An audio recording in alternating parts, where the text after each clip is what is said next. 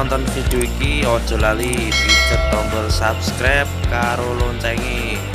Matur suwun. Halo kawan, assalamualaikum warahmatullahi wabarakatuh. Ya sahabat petani porang Indonesia. Jadi kali ini saya akan membagi tips atau cara tentang menanam porang dari bibit umbi ya. Jadi kita sesuai dengan judul ya, sesuai dengan tema, untuk mengantisipasi pertumbuhan bunga di lahan. Jadi kita bisa mengantisipasinya di waktu posisi belum ditanam di tanah. Jadi kelemahan dari bibit umbi adalah jika nanti kalau sudah ditanam itu nanti pertumbuhannya tidak daun, jadi pertumbuhannya bunga. Jadi kelemahan dari bibit umbi adalah seperti itu. Bibit umbi yang umurnya sudah tua, itu lebih dari 2 tahun, itu biasanya tumbuhnya bunga bukan daun. Jadi untuk mengenali perbedaan pertumbuhan batang bunga atau batang daun itu bisa dibedakan dari segi-segi fisik berikut ya. Jadi untuk perbedaan kali ini memang saya tanamnya dari bibit umbi ini memang agak lebih lambat ya. Jadi memang saya lambatkan karena untuk mengantisipasi jika belum tunas saya tanam, nanti waktu sudah berakar ternyata tumbuhnya bunga. Jadi saya antisipasi penanaman saya agak lebih lambat. Jadi untuk mengetahui tunas ini benar bunga atau tunas daun, jadi perbedaannya kurang lebihnya seperti ini. Kalau pertumbuhan batang dari tunas bunga itu kurang lebihnya seperti ini ya. Ini agak ada lekuan gitu dan cenderung warnanya putih sedikit, agak pink ya. Kalau daun itu biasanya cenderung hijau dan tidak ada lekukan di bawahnya, cenderung ada akarnya ya. Jadi kalau bunga itu biasanya seperti ini. Ini kalau kita buka ya, ini calon tunas bunga ya. Ini pasti bunga. Kalau tunasnya yang berwarna putih agak keunguan, jadi kita mengantisipasinya sebelum ditanam. Kalau kalau tunas daun itu kurang lebihnya seperti ini. Ini kalau kita bongkar pasti isinya daun ya, seperti ini, warnanya hijau dan ada akarnya sedikit di atas. Kalau dari tunas bunga tidak ada akarnya, cenderung lurus seperti ini ya. Nah, ini untuk mengantisipasinya lebih baik kita potong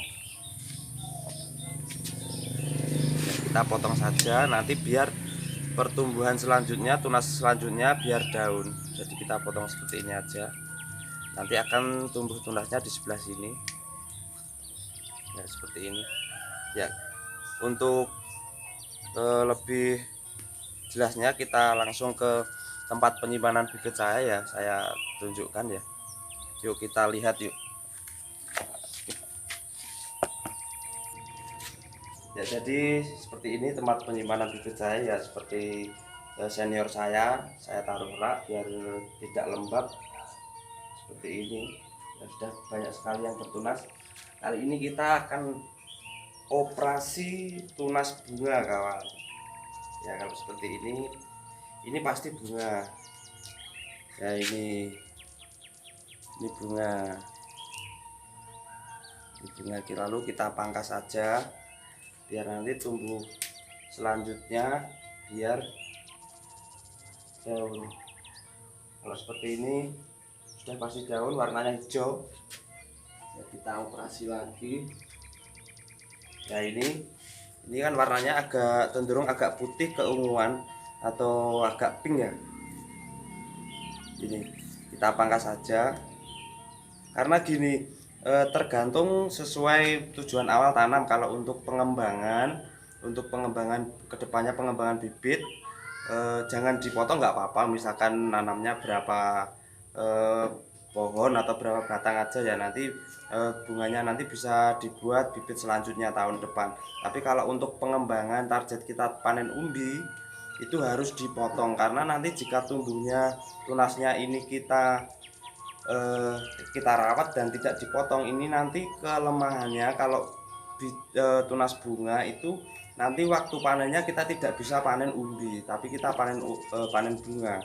Karena jika ini nanti tumbuhnya bunga ini sampai musim akhir dorman, ini nanti umbinya akan kosong atau gembos, karena semua nutrisi di dalam umbi dimakan oleh bunga tersebut. Jadi sesuai target awal, kalau untuk pengembangan kita harus wajib dipotong bunganya, tunasnya. Jadi seperti ini, kita potong aja, dan ini pasti tumbuhnya bunga kawan. Nah, ini calon bunga seperti itu. Ini juga termasuk kendala ya, atau problem jika bibitnya dari umbi. Biasanya bibit umbi, karena gini, umbi yang sekecil ini belum tentu umurnya satu musim kalau tidak dari lahan kita sendiri. Ini kan dari lahan liar ya, jadi ini bisa jadi ini umurnya 2 tahun atau 3 tahun, jadi belum tentu ini bibit umbi meskipun kecil belum tentu muda, ini bisa jadi sudah 2 tahun atau 3 tahun, padahal secara siklus porang kurang lebihnya kemarin kata senior saya itu kalau lebih dari 2 tahun biasanya tumbuhnya bunga seperti itu.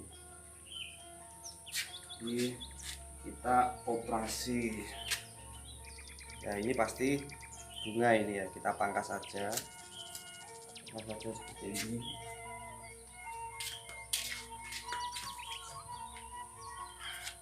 Ya, ini kita pangkas saja kurang lebih setengah senti atau 1 senti, nggak apa-apa.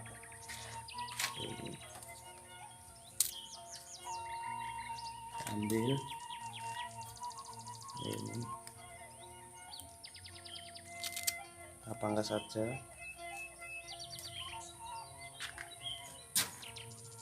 Ini pasti bunga ya. Ini putih-putih kena cabuk kawan, cuma nggak apa-apa, nanti bisa dicuci dulu.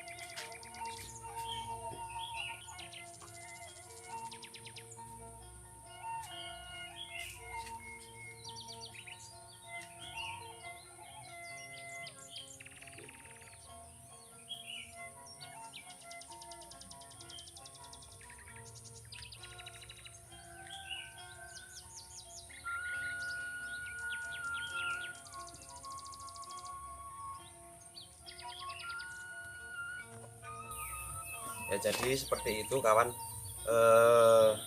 kelemahan dari bibit umbi. Tetap ada sesuatu di dalam pertanian, itu pasti ada problem-problem yang harus kita lewati ya.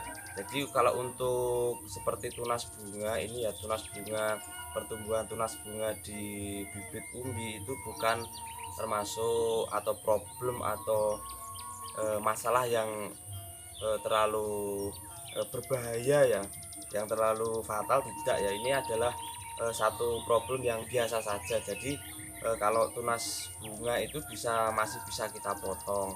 Jadi untuk pemotongan tunas sebelum kita tanam itu keunggulannya nanti tidak memakan waktu di lahan. Jadi kalau untuk setelah kita potong tunasnya, setelah kita potong tunasnya itu nanti kurang lebih dia akan bertunas lagi kurang lebih 1 bulanan. 1 bulanan dia akan tunas lagi.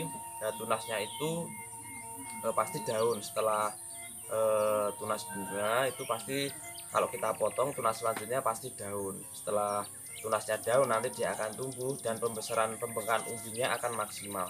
Tapi kalau tunasnya tunasnya bunga kita biarkan, nanti untuk panenan umbinya tidak akan maksimal, kurang lebihnya gembos ya. Dia akan nutrisi di dalam umbinya akan termakan lebih dari 50% ke biji bunganya.